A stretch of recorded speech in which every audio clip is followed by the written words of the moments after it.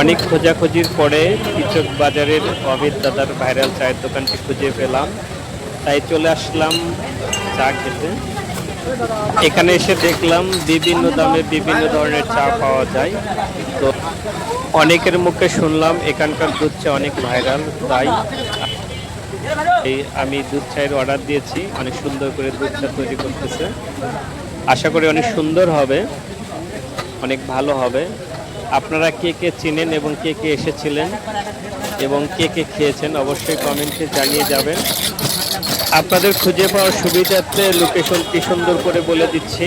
এটা মৌসুমী সুপার মার্কেটে অবস্থিত কৃষক বাজারে, অর্থাৎ মসজিদের পূর্ব পাশেই দোকানটি অবস্থিত এবং এক নামে সবাই চিনে, অনেক ভাইরাল পার্সন অমিত ভাই।